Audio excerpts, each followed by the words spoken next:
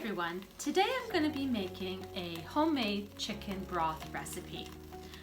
It's my first time doing one, so I figured it'd be great because I do make a lot of soups and stews, and sometimes in our pasta sauce it's nice to have a homemade broth versus store-bought so that I know what goes into the ingredients and I know what I'm eating.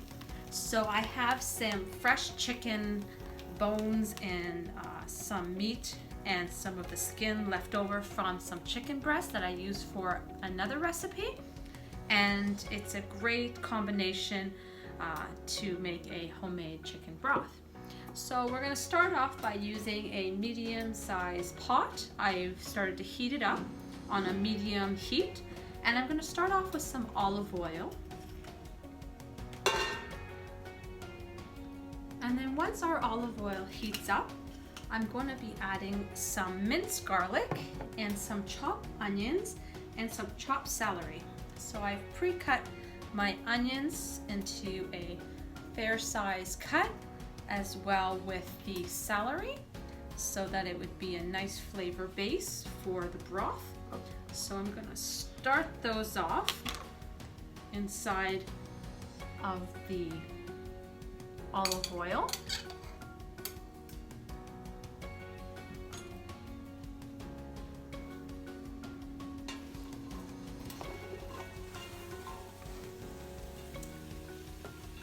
We're just going to mix the garlic, onions, and celery around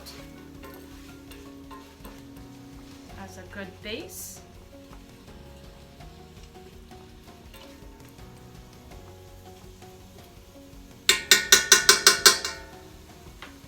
And then that's how it should look inside at the beginning. So we have the celery, onions, and the minced garlic with the olive oil been cooking for a while. And it's now ready for us to start adding in the chicken. So we're gonna add our chicken bones and with a bit of skin into the pot. The fat of the chicken is nice to put in because then it gives that extra oils so that it doesn't dry out the recipe, the ingredients inside of it, and it just adds more flavor to the broth. So we're going to stir that around, and then we're going to add some of our spices into the broth.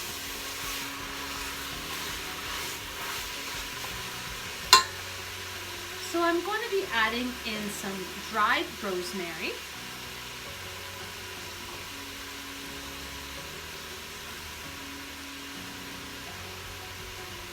dried thyme.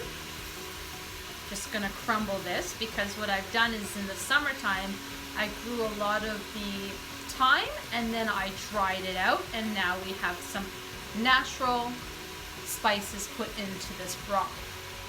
I'm going to add some black pepper,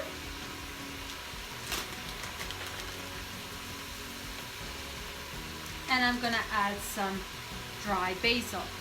Now you may choose as many spices as you like and what spices you enjoy eating, and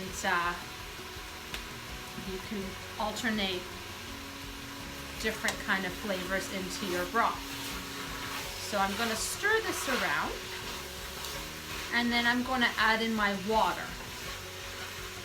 And then once I have the chicken with the spices cooking at a high heat until it's boiled, I'm going to turn down the heat and let it cool down naturally. So right now we're just cooking up the chicken with the spices until I can see that the chicken is fully cooked.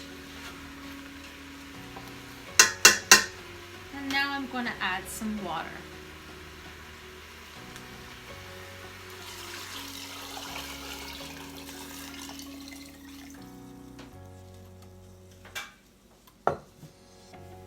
Stir this around, and then I'm going to allow the water to boil and that the chicken is fully cooked, and then I'm going to turn it down and allow it to cool down naturally. Now that I have the chicken broth come to a boil, I'm going to now strain the chicken and the spices from the broth itself, and then I'm going to cool it down and then jar it and put it in the fridge so whenever I need it. So the chicken broth has come to a boil. I've turned down the heat and I have let it cool down a little bit, and then now I have my bowl with my strainer ready, and what I'm going to do is I'm just going to strain the chicken and all of the spices, and then once the broth itself has come to a cool room temperature, I'm going to jar it and then put it in the fridge. This broth is great for so many things, such as our soups that we make, our stews. You can add them to a pasta sauce when you're making a pasta.